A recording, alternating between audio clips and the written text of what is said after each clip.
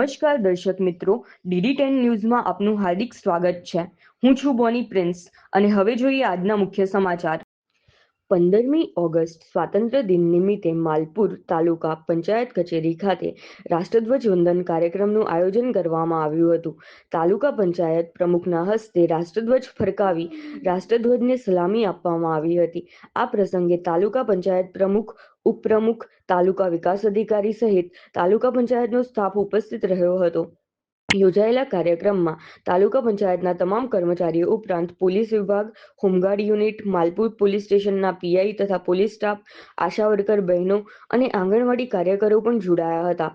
કાર્યક્રમ દરમિયાન ઉપસ્થિત મહેમાનો દ્વારા સ્વાતંત્ર્ય દિનના મહત્વ અને દેશભક્તિ અંગે પ્રાસંગિક પ્રવચનો કરવામાં આવ્યા હતા। સમગ્ર કાર્યક્રમ દરમિયાન દેશભક્તિનો માહોલ જોવા મળ્યો હતો।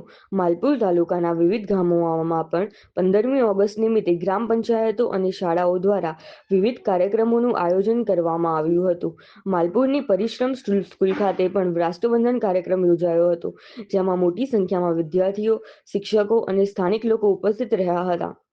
આમ માલપુર તાલુકામાં શાળા, ગ્રામ પંચાયત અને વિવિધ સરકારી કચેરીઓમાં 15મી ઓગસ્ટની ઉજવણી ઉત્સાહ અને દેશભક્તિના માહોલ વચ્ચે કરવામાં આવી હતી। રિપોર્ટર રાજેન્દ્ર મકવાણા, માલપુર।